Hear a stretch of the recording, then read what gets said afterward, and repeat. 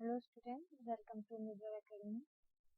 Okay student, so हमारा next topic है। अभी आप ध्यान रखो, जितने भी हम एप्लीकेशन करा रहे हैं गॉस लॉ के, सारे के सारे बहुत ज्यादा इम्पोर्टेंट है। टॉपिक है electric field intensity due to a uniform charge spherical shell. ठीक है, स्फेरिकल सेल में आपको क्या निकालना है? इलेक्ट्रिक फील्ड इंटेंसिटी निकालना है। ठीक है, तो यहाँ पर हम बेसिक जो गॉस लॉ का कंडीशन लगाने वाले हैं, जहाँ पर मैंने आपको बताया था you have to plot Gaussian surface. Gaussian surface आपको प्लॉट करना पड़ेगा, और जो गॉसियन सरफेस का जो शेप होगा वो सिमेट्रिकल शेप होगा। अनसिमेट्रिकल शेप में आप गॉसियन सरफेस को प्लॉट नहीं करोगे। ठीक है, तो यहाँ पर हमने एक स्पेरिकल सेल लिया है, उसका जो रेडियस लिया है वो क्या लिया है? आर लिया है। ठीक है, इसका जो सेंटर है वो कौन सा सेंटर है आपका? रेडियस का है कैपिटल आर। ठीक है, अब आपने क्या करा कि एक गॉसियन सरफेस ड्रॉ किया है। ये क्या है? गॉसियन सरफेस आपका क्या होगा? हमेशा इमेजिनरी होगा, रियल नहीं होता। ठीक है, तो गॉसियन सरफेस आपने जैसे प्लॉट किया, फिर से आपने वही पॉइंट पी स्ट्रिप कंसीडर किया है। उस पॉइंट पी पे आपको क्या निकालना है? इलेक्ट्रिक फील्ड इंटेंसिटी निकालना है। वो कब? जब आपने बोला कि सेंटर पे कोई चार्ज आपने रखा जो नॉर्मली आप रखते हो प्लस का क्यू। ओके, तो अब आप देख रहे हो कि पीक पे जो यूनिट नॉर्मल वेक्टर होगा वो क्या होगा? एनकेफ आउटवर्ड डायरेक्शन में जा रहे हैं, और आर भी क्या होगा? आउटवर्ड डायरेक्शन में जाएगा। ठीक है, तो अब यहाँ पर निकाल दीजिए आप electric field intensity.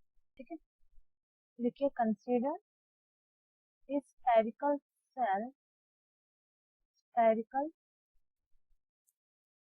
Cell whose radius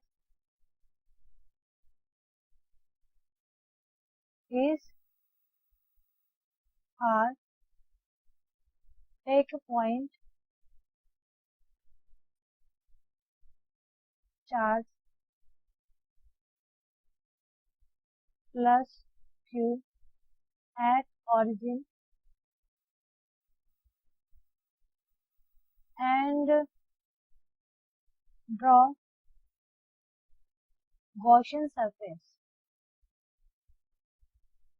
Gaussian surface whose radius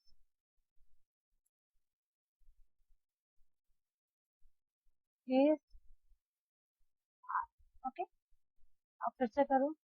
cut a strip, strip at point P. ठीक है, तो इस पे आपको क्या निकालना है? इलेक्ट्रिक फील्ड इंटेंसिटी निकालना है। सो स्टूडेंट, इसमें आप फर्स्ट पॉइंट को कंसीडर कर सकते हो। फर्स्ट जो पॉइंट आएगा R, R is greater than are. ठीक है, आपने फर्स्ट पॉइंट दिया कि R is greater than R. Obviously आप देख रहे हो कि बाहर है आपका गॉसियन सरफेस, तो obviously R is greater than R आएगा। तो अब निकाल रहे total electric field intensity at P. Okay, so at P क्या निकालोगे? Total electric flux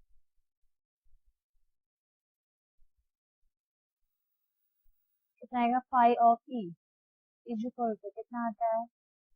E dot D S is equal to Q upon epsilon not. Okay, and आप कर सकते हो, ए को बाहर निकाल सकते हो। बाकी आपका R cap dot N cap आपने निकाल दिया पहले क्लास में, तो वो क्या है?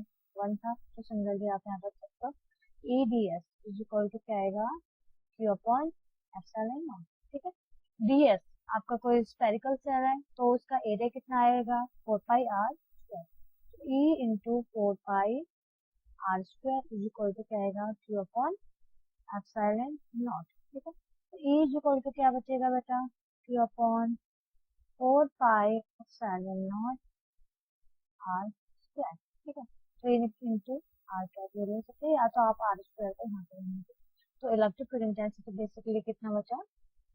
ठीक है, सो इन आपका ये इलेक्ट्रिक फील्ड हो गया आउटसाइड, कितना हो गया? E proportional E is equal to 1/4 epsilon naught. ठीक है, दूसरा आप कंडीशन ले सकते हो, if are is equal to, okay student, so रख दीजिए r is equal to are. ठीक है, तो इलेक्ट्रिक फील्ड कितना आएगा? E is equal to Q upon 4 pi epsilon naught are square. ठीक है, अब हमारा इसमें मेन टास्क क्या बचता है कि हमें इसमें निकालना है वैल्यू ऑफ क्यू, क्योंकि आपका स्पेरिकल सेल दिया है तो इसमें आप वैल्यू ऑफ क्यू निकाल सकते हो with the help of linear charge density, surface charge density या वॉल्यूम चार्ज डेंसिटी। वो हम देखेंगे कि इसमें तीनों में से क्या अप्लाई होगा। ओके ओके, सो अब बेसिकली ये हम सेल की बात कर रहे हैं, तो सेल में आप बोल सकते हो इसमें लीनियर चार्ज डेंसिटी तो वर्क नहीं करेगा, बट इसमें वॉल्यूम चार्ज डेंसिटी भी उसमें वर्क नहीं करेगा, क्योंकि सेल की बात कर रहे हैं, रिंग टाइप की बात कर रहे हैं। तो वहां पर आप क्या निकालोगे, सरफेस चार्ज डेंसिटी। ठीक है, तो सरफेस चार्ज डेंसिटी कितना होता है, सरफेस चार्ज डेंसिटी बेसिकली कितना होगा, surface charge density sigma is equal to क्या होगा, charge per unit area. Area कितना आ जाएगा इसमें, 4 पाई आर स्क्वायर। तो यहाँ से आप क्यू की वैल्यू निकाल सकते हो, कितना आएगा, sigma into 4 pi r of square. So रख दीजिए यहाँ वैल्यू ऑफ क्यू, क्या आ जाएगा, E is equal to q की वैल्यू रखोगे तो कितना आएगा, sigma sigma into 4 pi r square upon 4 pi epsilon naught are square. ठीक है, आर स्क्वायर से आर स्क्वायर कैंसिल, 4 पाई से 4 पाई कैंसिल, तो रिजल्ट क्या बचा, सिग्मा अपॉन 7 नॉट।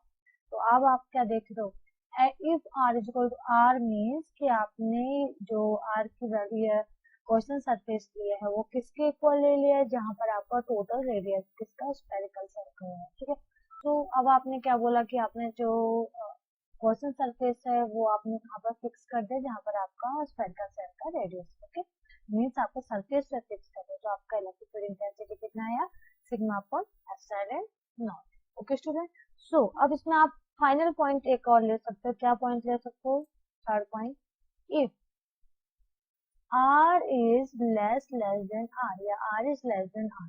ठीक है, अब आपका स्पेरिकल सेल की बात हो रही है।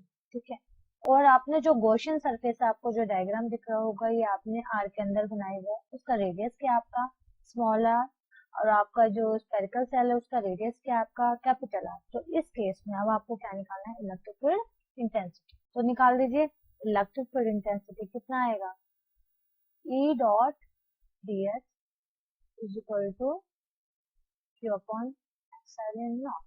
ठीक है, तो अब आप देखते हो इनसाइड द स्पेरिकल सेल, अगर आपका इसमें कोई भी चार्ज नहीं है, ठीक है, अगर आप चार्ज नहीं है तो गॉसियन सरफेस के अंदर कोई भी चार्ज इंक्लूड नहीं हो रहा है, तो ऑटोमेटिक यहाँ पर क्या हो रहा है, जो फ्लक्स आ जाएगा वो कितना आ जाएगा, 0। कब, if there is no charge inside the Gaussian surface. Q is equal to क्या, 0 है, तो फाई इज इक्वल टू क्या आ जाएगा, 0।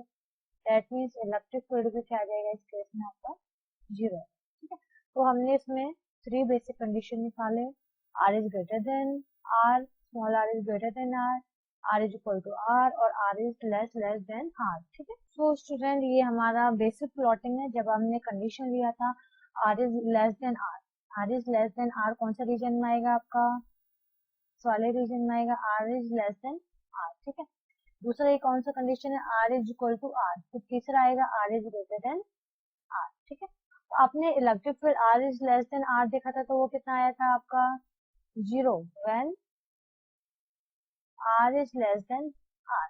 ठीक है, ई इज इक्वल टू कितना आया था, sigma upon epsilon naught, means आपका ये क्या है, कांस्टेंट।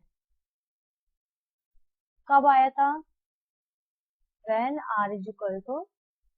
ठीक है, तीसरा दिया था ई इज इक्वल टू क्या था आपका, Q upon 4 pi epsilon naught are square. ये कब था, when R is greater than R. तो ये बेसिक कंडीशन आई। तो आप देख लीजिए प्लॉटिंग में आपने प्लॉट किए हैं R versus electric field intensity. R is less than R पे आपको कुछ भी इलेक्ट्रिक फील्ड इंटेंसिटी नहीं मिल रही है। ठीक है, R is equal to R पे आपको कांस्टेंट मिल रहा है, तो वो कांस्टेंट कहाँ तक मिल रहा है, यहाँ ये कांस्टेंट मिल रहा है। ठीक है, तो ये कितना आया, sigma upon epsilon naught. R is greater than R, यहाँ पर आप सॉल्व कर सकते हो कि electric field intensity E proportional to क्या आया, 1 बाय आर स्क्वायर। तो यहाँ पर आप कर सकते हो कि इफ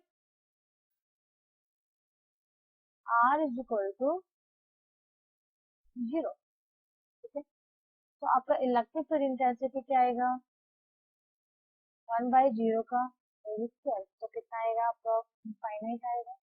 दूसरा आपने कंडीशन लिया if r is equal to infinite, electric field intensity is equal to क्या आएगा, 1/इनफाइनाइट का whole square is equal to क्या आ जाएगा आपका 0 ले सकते हो। If r is equal to 1, तो e इज इक्वल टू कितना आ जाएगा, 1/1 का होल स्क्वायर, तो कितना आएगा 1।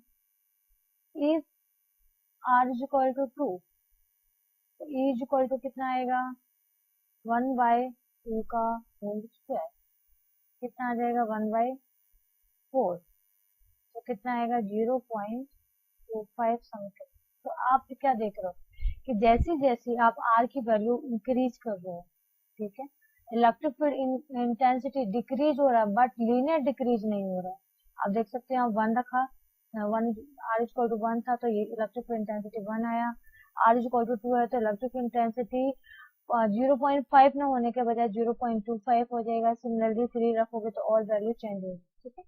तो आप क्या देख रहे हो कि लीनियर आपका डिक्रीज नहीं हो रहा है, ये एक्सपोनेंशियली टाइप का डिक्रीज हो रहा है, ठीक है।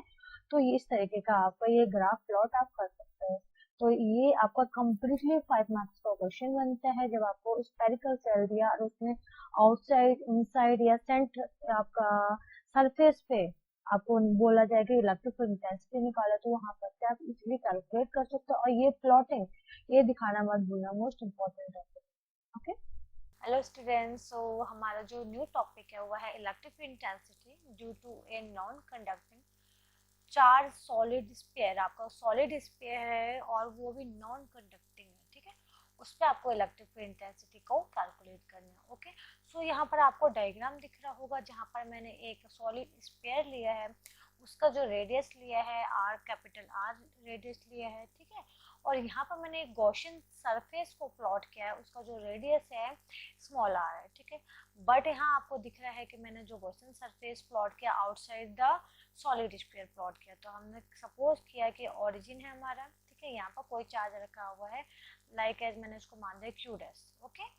सो अब इस क्यू डैश का ये जो पी पॉइंट है जो हम एज्यूम करते आ रहे हैं कि स्ट्रिप लिया, ठीक है, उस पी पॉइंट पे जो यूनिट नॉर्मल वेक्टर है वो आपने ले लिया एन कैप इस डायरेक्शन में। यहाँ पर जो एरिया आएगा कितना आ जाएगा, डी ऑफ एस, ठीक है। वेक्टर इज इक्वल टू क्या आएगा, एन कैप डी एस, ये आपने निकाला था, ओके। आपका इलेक्ट्रिक फील्ड भी उसी डायरेक्शन में जा रही है जिसका यूनिट नॉर्मल वेक्टर है आपका आर कैप, ठीक है। तो अब आपको पी पॉइंट पे क्या निकालना है, इलेक्ट्रिक फील्ड इंटेंसिटी को कैलकुलेट करना है, ठीक है। तो इसमें जो बेसिक कंडीशन है, क्या कंडीशन है, इसमें फर्स्ट आपने कंडीशन लगा दिया if are is greater than are, ठीक है। तो अब निकाल लीजिए यहाँ पर electric field intensity, okay.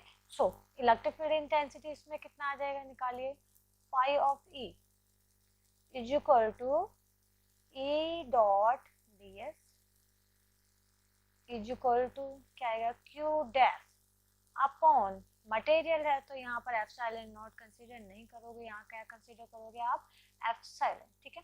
Then उसके बाद आप इसको क्या लिख सकते हो, E R cap dot N cap D S is equal to क्या आएगा, क्यू डैश अपॉन एप्सिलॉन। और R cap dot N cap, दोनों का आर कैप और एन कैप के बीच में एंगल कितना है, 0 डिग्री का, तो ऑटोमेटिक ये वैल्यू कितनी आ जाएगी, 1 वैल्यू आ जाएगी, ठीक है। तो यहाँ से आप निकाल सकते हो E integration of D S is equal to q dash upon epsilon, okay.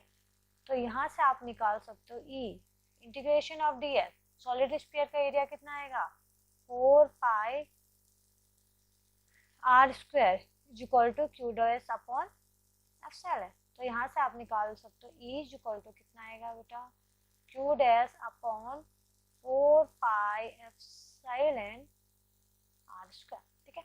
अब यहाँ पर फिर से आपका टास्क बनता है, आपको क्या निकालना है, क्यू डैश की वैल्यू कैलकुलेट करनी है, ओके स्टूडेंट्स। सो हमारा रिजल्ट आ गया है, ठीक है। तो फिर से हम वही कंडीशन ले सकते हैं। सेकंड कौन सी कंडीशन आपकी आती है, r is equal to r, ठीक है। तो r is equal to r तो रख दीजिए, e की वैल्यू कितनी आएगी, ठीक है। तो r is equal to r पे कितना आएगा, e is equal to q dash upon 4 pi epsilon r square, ठीक है। अब निकाल दीजिए इसमें q डैश की वैल्यू, ठीक है। तो ये आपका जो ये क्या आपका सॉलिड स्फीयर है, तो ऑटोमेटिक यहाँ पर क्या वर्क करेगा, आपका वॉल्यूम चार्ज डेंसिटी, ठीक है। तो निकाल दीजिए यहाँ वॉल्यूम चार्ज डेंसिटी कितना आता है, rho is equal to Q upon volume, इसका कितना आ जाएगा 4/3 पाई आर क्यूब आएगा, ठीक है।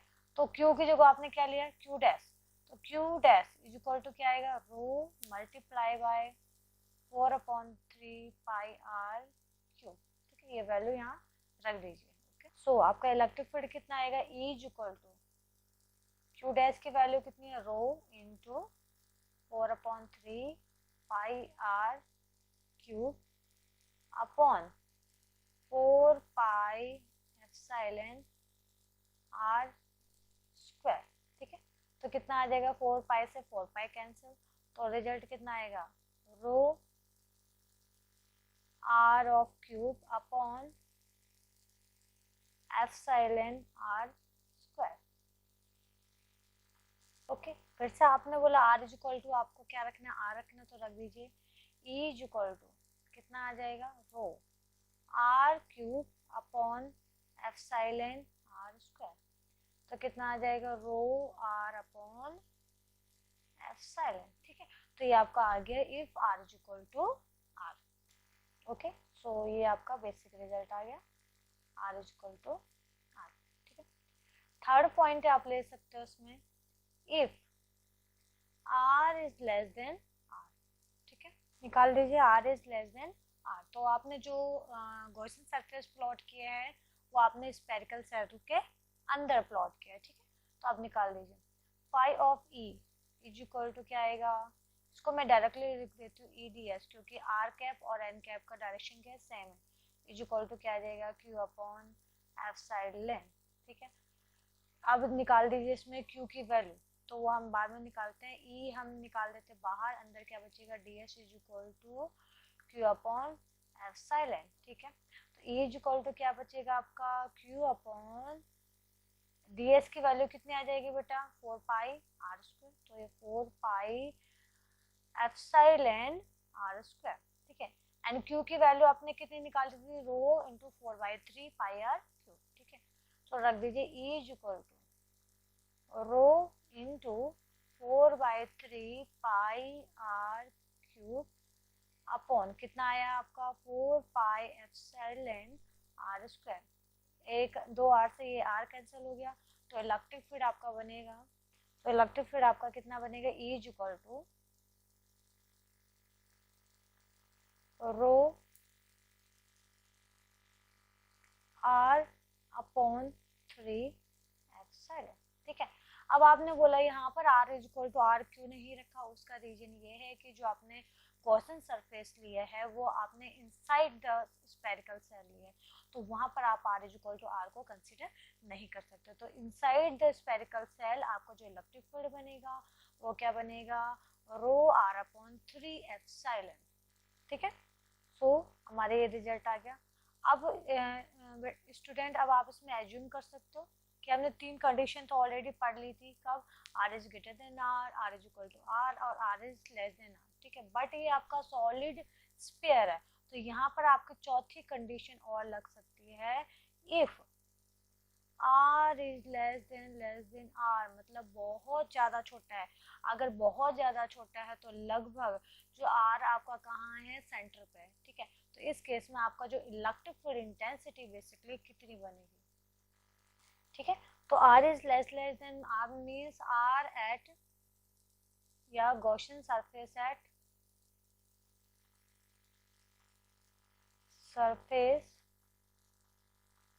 Eight the centre of sphere, ठीक है। तो जब भी आपका ये केस आएगा तो यहाँ पर आपका जो इलेक्ट्रिक फील्ड इंटेंसिटी आएगा ऑलवेज भी जीरो आएगा लगभग सेंटर पे। तो इलेक्ट्रिक फील्ड इंटेंसिटी क्या आएगा आपका जीरो, ठीक है। तो अब यहाँ पर हमें 4 पॉइंट मिल चुके हैं।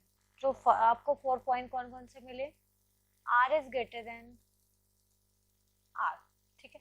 तो इलेक्ट्रिक फील्ड क्या आया था आपका q dash upon 4 pi epsilon naught are square, means electric field proportional to 1 by R square, ठीक है। दूसरा जो पॉइंट लिया था आपने r is equal to are, ठीक है। तो इसमें इलेक्ट्रिक फील्ड इंटेंसिटी कितना बना था, रो आर अपॉन 3 एप्सिलॉन, ये मींस आपका ये क्या आपका कांस्टेंट, ठीक है। तीसरा आपने बोला था r is less than r, तो electric field is equal to क्या बना था, रो r अपॉन 3 एप्सिलॉन, मींस आपका इलेक्ट्रिक फील्ड डायरेक्टली किस पर डिपेंड कर रहा है, r पर डिपेंड कर रहा है, ठीक है। चौथा जो पॉइंट लिया था r is less than r, इस केस में आपका इलेक्ट्रिक फील्ड क्या बन रहा है, जीरो। तो आपने 4 पॉइंट यहाँ से कैलकुलेट कर दिया है। और इस पॉइंट के हेल्प से फिर से आपने वही प्लॉटिंग करनी है जो आपने पहले चैप्टर में लेक्चर में किया था। वहां पर आपने क्या किया था, इलेक्ट्रिक फील्ड वर्सेस आपने रेडियस का आपने प्लॉटिंग किया था। तो यहाँ पर भी हम कर लेते हैं। कंडीशन क्या है, R is less than R, यहाँ पर क्या कंडीशन है, R is greater than R, और ये क्या है, R is equal to R. अब आप देखिए r is less than r, e proportional to r, इसको कैसे सॉल्व करेंगे, अगर आपने r इज इक्वल टू 1 रखा तो e इज इक्वल टू क्या आएगा, 1 आएगा। r इज इक्वल टू 2 रखा, e इज इक्वल टू 2 आएगा। r इज इक्वल टू 3 रखा, e इज इक्वल टू 3। तो इस केस में आपका कौन सा ये मोशन आएगा, जो लीनियर पाथ आएगा, ठीक है। तो ये वाला कौन सा कंडीशन है, e प्रोपोर्शनल टू r का केस है, ओके।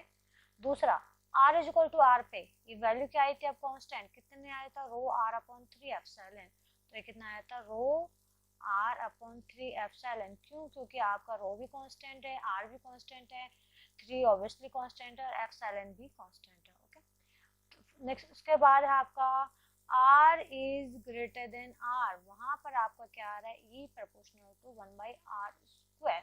तो यहाँ पर आपको मैंने पहले भी बताया था 1 बाई आर स्क्वायर क्या होगा, स्ट्रेट ना होने के अलावा ये कुछ इस तरीके से बेंड होगा, ठीक है। तो ये क्या होगा, e proportional to 1 by R square, ठीक है। तो ये था आपका क्या, electric field intensity in a non conducting solid sphere. Okay बेटा, आई होप आपको समझ में आ गया होगा, बहुत ज्यादा इंटरेस्टिंग है और ये एग्जाम में बहुत बार पूछा जाता है, ओके। तो आज हमारा न्यू टॉपिक है वो है electric field intensity due to infinite plane state of charges, ठीक है। सो स्टूडेंट, ये हमारा चैप्टर फर्स्ट का लास्ट टॉपिक है और बहुत ज्यादा इम्पोर्टेंट टॉपिक है, ठीक है। तो इसमें आपका क्या है कि इनफाइनाइट प्लेन सीट है, ठीक है।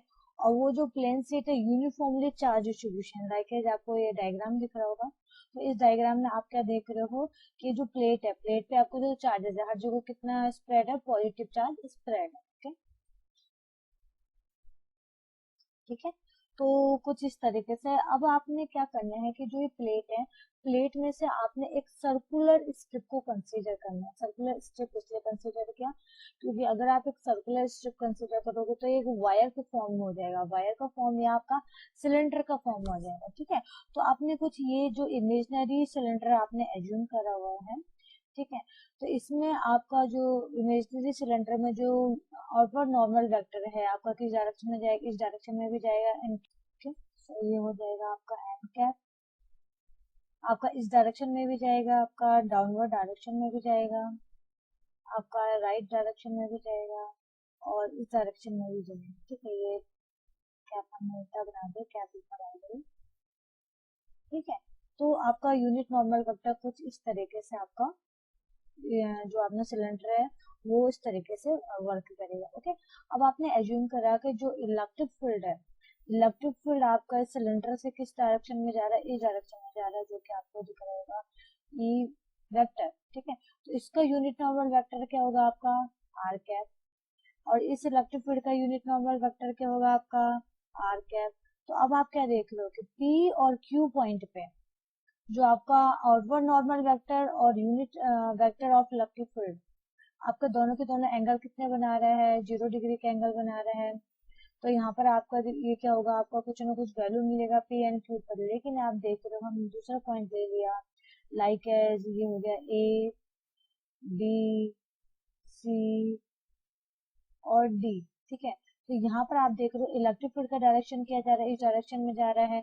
और इसमें unit normal vector A point पे कहाँ जा रहा है, अपवर्ड डायरेक्शन में जा रहा है, बी में अपवर्ड, सी में डाउनवर्ड, डी में डाउनवर्ड, ठीक है। तो इलेक्ट्रिक फील्ड के साथ ये अपवर्ड वाले ए और बी कितने डिग्री का एंगल बना रहे हैं, 90 डिग्री का एंगल बना रहा है। तो ऑटोमेटिक cos 90 कितना हो जाता है, 0 हो जाता है, ठीक है। सिमिलरली आपका डाउनवर्ड वाला आपका इलेक्ट्रिक फील्ड के साथ कौन कितना एंगल बना रहा है, 270 डिग्री का एंगल बना रहा है। और cos ऑफ 270 भी ऑब्वियसली क्या होता है आपका 0 होता है, ठीक है। सो अब हमें क्या कैलकुलेट करना है, हम देख रहे हैं कि जो टोटल फ्लक्स है उसमें किसका किसका कंट्रीब्यूशन आ रहा है इलेक्ट्रिक फील्ड का, उसका आ रहा है आपका पी और क्यू वाले का, ठीक है। ओके, दूसरा चीज आपने इसमें एज्यूम करा कि जो सिलेंडर है, सिलेंडर का आपका जो प्लेन सीट है, आपका डिस्टेंस जो टोटल जो लेंथ है सिलेंडर का वो कितने हैं, R plus R, total length कितना आ जाएगा 2r, ठीक है। टोटल लेंथ ऑफ सिलेंडर ये आपका आ गया वो, ठीक है। तो उसमें हम कंसीडर करते हैं suppose a infinite plane sheet whose surface charge density। अब आप देख रहे हो जो प्लेन सीट है उसमें कौन सा चार्ज है, प्लस चार्ज है। तो सरफेस चार्ज डेंसिटी क्या आएगा, प्लस का सिग्मा, ठीक है।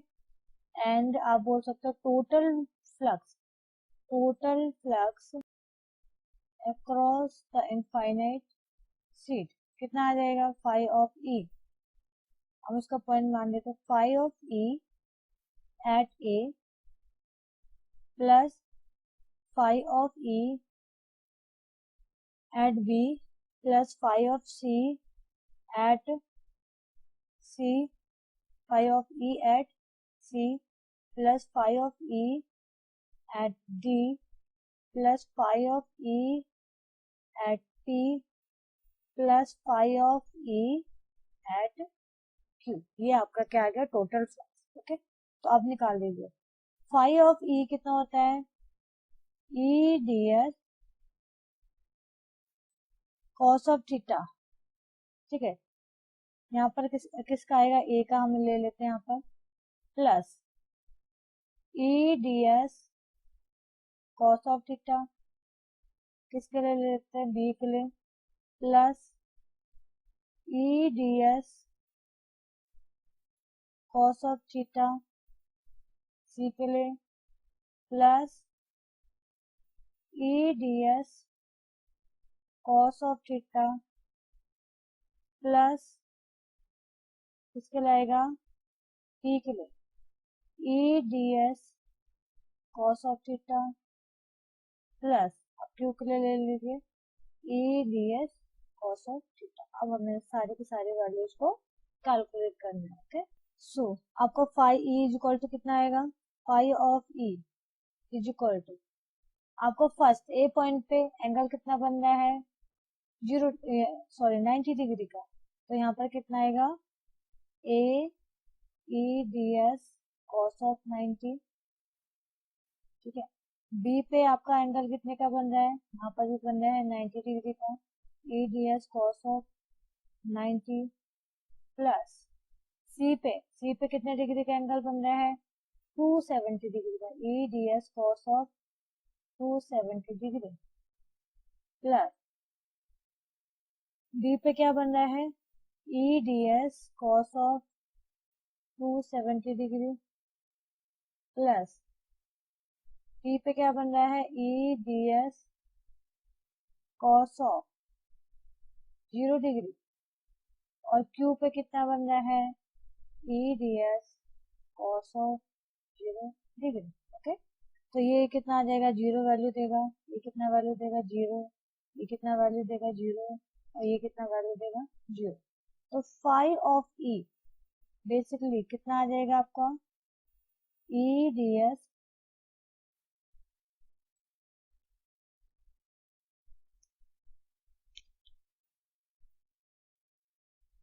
कॉस 0 कितना आएगा 1 एट पी प्लस 2 पे कितना आएगा ई डी एस, दोनों पे वैल्यूज क्या आपके सेम है, तो कितना आ जाएगा twice of E D S.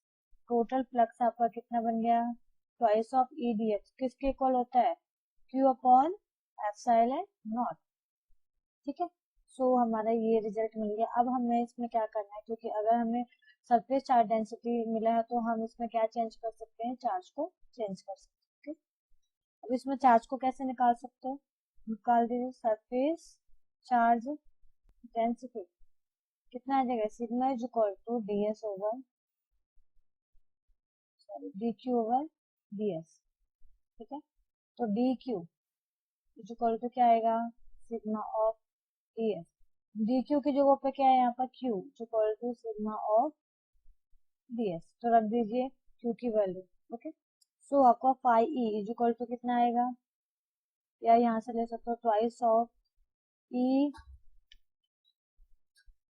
Okay, so आ जाएगा twice of E D S is equal to क्या आएगा, क्यू की जगह क्या लिख सकते हो, sigma D S upon epsilon not. Okay, तो यहाँ से twice of E D S is equal to क्या आएगा, sigma D S upon epsilon nought, D S से डी एस कैंसिल। ओके, तो ई इज इक्वल टू कितना आ गया, सिग्मा अपॉन 2 एप्सिलॉन नॉट, और इलेक्ट्रिक फील्ड और वो यूनिट वेक्टर आपका क्या आएगा, एन क्या।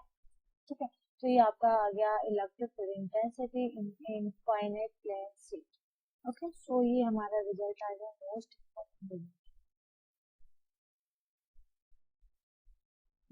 Important result. आप इसमें नोट डाल सकते हैं, नोट क्या नोट आएगा, if sigma is greater then 0। ठीक है, तो electric field acted outward direction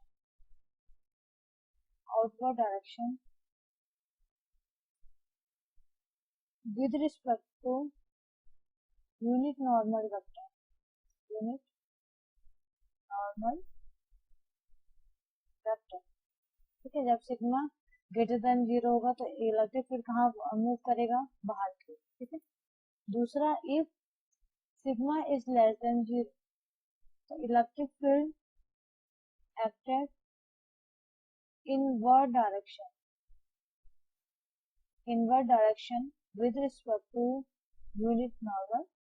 simple सा ये कंडीशन आपको उसमें अप्लाई करना है कि अगर आपका सिग्मा नेगेटिव आता है तो आपका इलेक्ट्रिक फील्ड क्या आ जाएगा, इनवर्ड की डायरेक्शन में जाएगा, और सिग्मा पॉजिटिव आएगा तो इलेक्ट्रिक फील्ड क्या आ जाएगा, आउटवर्ड डायरेक्शन में। ठीक है, तो ये था आपका मोस्ट इम्पोर्टेंट।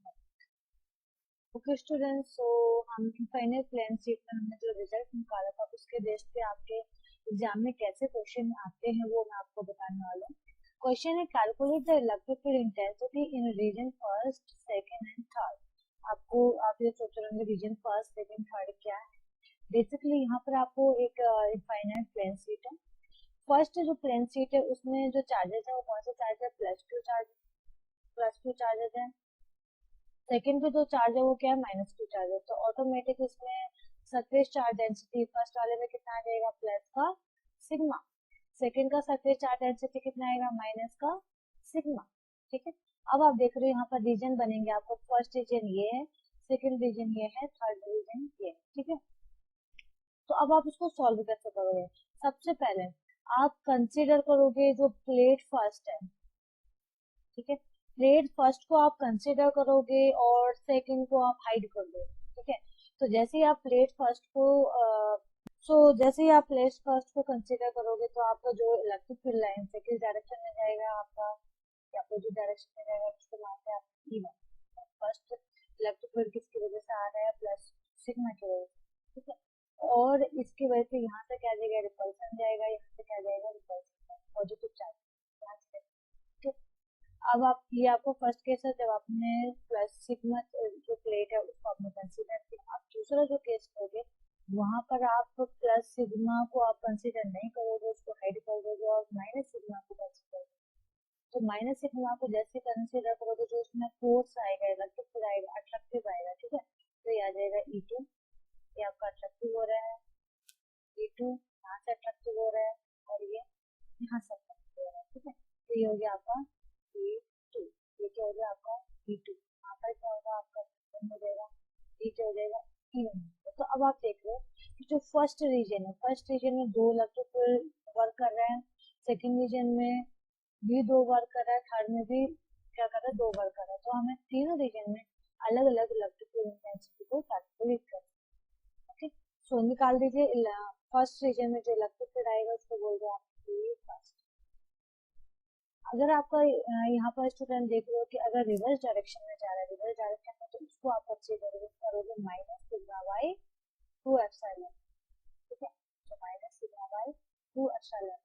फॉरवर्ड डायरेक्शन में जा रहा है, मतलब इस डायरेक्शन में जा रहा है, तो उसको आप कंसीडर करोगे प्लस सिग्मा बाई 2 एप्सिलॉन, ठीक है, तो टोटल कितना आ जाएगा आपका यहाँ पर 0 हो गया, ठीक है, तो हमने फर्स्ट में कैलकुलेट कर दिया।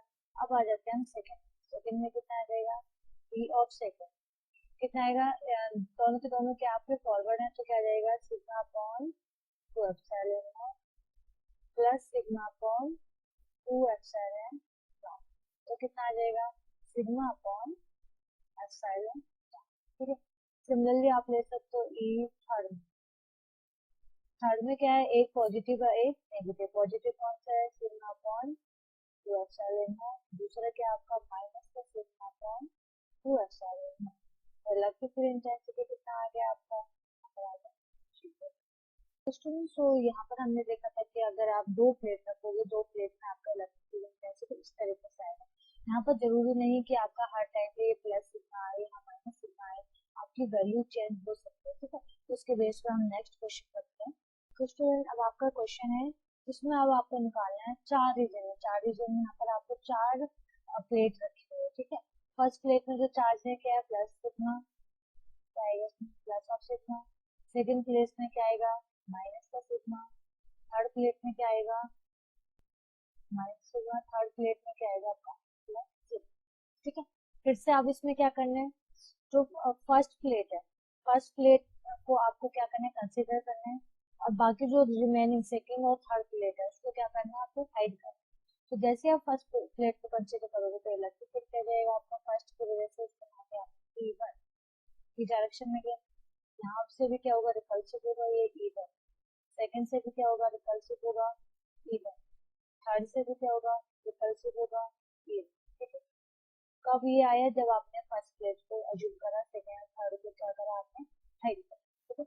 अब आप क्या कीजिए कि फर्स्ट और थर्ड को हाइड किए और सेकंड को आपने कंसीडर किया, ठीक है, तो इस केस में इलेक्ट्रिकल लाइंस आ जाएंगे, इस डायरेक्शन में जाएगी, ये हो गया आपका E2, ठीक है, ये हो गया आपका E2, यहाँ से हो गया E2, ठीक, और यहाँ से हो गया आपका E2।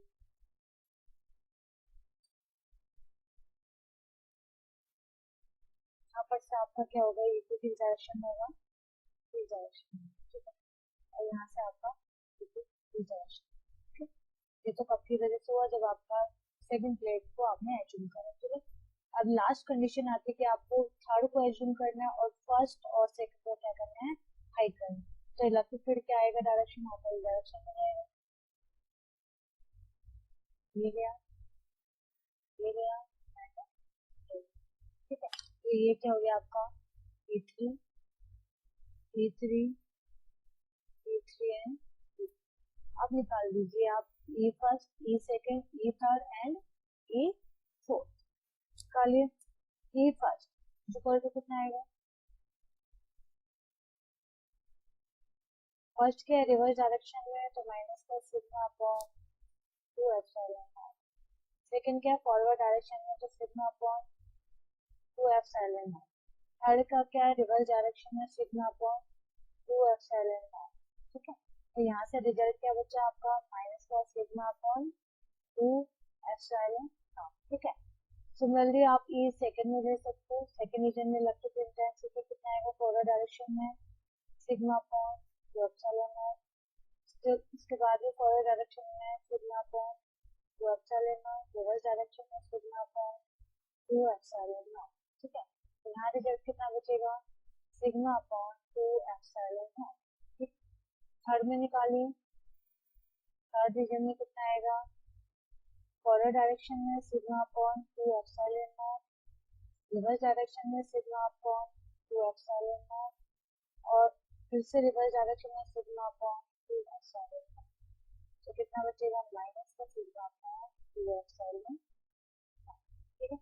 अब ले लीजिए फोर्थ रीजन, फोर्थ में कितना आएगा, E fourth is equal to forward है तो क्या आएगा, sigma upon 2 epsilon naught, reverse है सेकंड वाला तो sigma upon 2 epsilon naught, and फिर से फॉरवर्ड है तो क्या आएगा, सिग्मा अपॉन 2 एप्सिलॉन नॉट। तो कितना आ जाएगा, सिग्मा अपॉन 2 एप्सिलॉन नॉट, ठीक है। यहाँ पर हमने रखे थे 3 प्लेस, और उस केस में आपने क्या देखा कि electrical first second third fourth में किस तरीके से आपने कैलकुलेट करना, ठीक है। एक दो हम क्वेश्चन और करेंगे उसके बाद, आई होप आप लोगों को सबको इजीली समझ में। क्वेश्चन क्या है, in calculate electrical intensity in first second third fourth fifth region में। अब आप देखिए कि यहाँ पर हमने 4 प्लेट लगा दिया है, ठीक है। तो जो फर्स्ट में सरफेस चार्ज डेंसिटी कितना है, माइनस का सिग्मा, सेकंड का सरफेस चार्ज डेंसिटी क्या है, प्लस का सिग्मा, थर्ड का सरफेस चार्ज डेंसिटी कितना है, प्लस सिग्मा, और फोर्थ का सरफेस चार्ज डेंसिटी कितना है, माइनस का सिग्मा, ठीक है।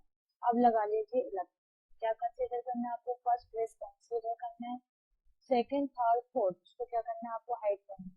तो करिए कंसीडर, इलेक्ट्रिक फील्ड का डायरेक्शन ही आ गया, इसको मानते हैं आप यहाँ से क्या आएगा, ये डायरेक्शन आएगा E1, यहाँ से भी क्या आएगा, ये डायरेक्शन आएगा E1, यहाँ से भी ये डायरेक्शन आएगा E1, एंड यहाँ से भी ये डायरेक्शन, ठीक। अब दूसरा कीजिए, सेकंड प्लेट को एज्यूम कर दीजिए, फर्स्ट थर्ड एंड फोर्थ को हाइड कर दीजिए, तो क्या आएगा, इलेक्ट्रिकल ये हो गया E2, ठीक है। यहाँ से भी डायरेक्शन क्या होगा आपका, E2, यहाँ से डायरेक्शन क्या होगा आपका E2, यहाँ से डायरेक्शन क्या होगा आपका E2, और ये डायरेक्शन क्या होगा आपका E, ठीक है। अब क्या कीजिए, फर्स्ट और सेकंड को हाइड, फर्स्ट सेकंड और फोर्थ को हाइड कीजिए, किसको एज्यूम करना है, थर्ड। तो इलेक्ट्रिक फील्ड का डायरेक्शन हो जाएगा, ये जाएगा यहाँ से ये जाएगा, यहाँ से ये जाएगा, यहाँ से ये जाएगा, और ये क्या होगा आपका E3।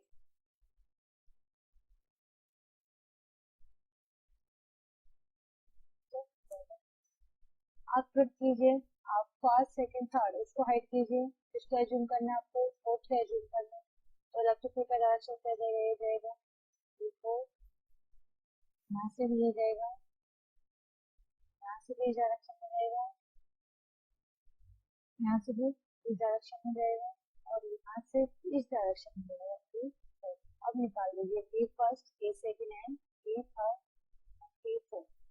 तो निकालिए E फर्स्ट, फर्स्ट रीजन में कितना आएगा, forward direction sigma upon 2 epsilon naught, reverse direction sigma upon 2 epsilon naught, reverse direction sigma upon 2 epsilon naught, forward direction sigma upon 2 epsilon naught. कितना रिजल्ट आया टोटल जी, ठीक है। ई second में कितना आएगा, रिवर्स डायरेक्शन है सिग्मा अपॉन 2 एप्सिलॉन नॉट, फिर से minus sigma upon 2 epsilon naught, reverse direction, फिर से reverse direction sigma upon 2 epsilon not, अब फॉरवर्ड डायरेक्शन है तो plus sigma upon 2 epsilon naught. तो यहाँ सॉल्व करोगे तो बचेगा माइनस का सिग्मा अपॉन एप्सिलॉन नॉट, ठीक है।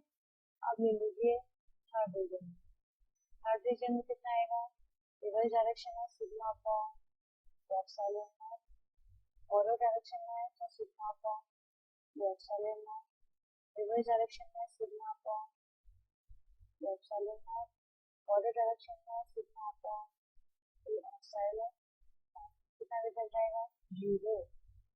अब आइए फोर्थ रीजन, फोर्थ रीजन में क्या है, reverse direction sigma upon 2 epsilon naught, forward direction में sigma upon 2 epsilon naught, forward direction में सिग्मा अपॉन 2 एप्सिलॉन नॉट, तो इससे क्या आपका फॉरवर्ड डायरेक्शन में सिग्मा अपॉन 2 एप्सिलॉन नॉट, इसका रिजल्ट आएगा सिग्मा अपॉन एप्सिलॉन नॉट। ठीक है, अब लास्ट रीजन बचा है फोर्थ रीजन। ठीक है, रिवर्स डायरेक्शन में यहाँ पर रखते थे तो sigma upon 2 epsilon naught, forward direction में सिग्मा अपॉन 2 एप्सिलॉन नॉट, इससे forward direction sigma upon 2 epsilon naught, reverse direction sigma upon 2 epsilon, तो टोटल लगभग कितना होगा 0। तो इस तरीके से आप क्वेश्चंस को कर सकते हैं। सिंपल सा एक ट्रिक है, वही ट्रिक को इसमें क्वेश्चन में आपको अप्लाई करना है। स्टूडेंट, सो यहाँ तक हमारा ये टॉपिक खत्म हो जाता है, जो हमारा फर्स्ट चैप्टर है। आई होप आप लोगों को चैप्टर हमारे समझ में आए होंगे, क्लासेस समझ में आया होगा और आप इसका आगे जाके इसका बेनिफिट उठाइएगा। ठीक है, तो आपका ये competitive exam as well as academic exam दोनों के एज्यूम करके हम ये आपको लेक्चर प्रोवाइड कर रहे हैं। ठीक है, ओके स्टूडेंट्स, सो हम लोग मिलते हैं आपको सेकंड चैप्टर में। ठीक है, उस चैप्टर में एंटर करने से पहले आप लोग सबसे पहले का जो फर्स्ट चैप्टर है उसको रिवाइज करके आना, अभी आपको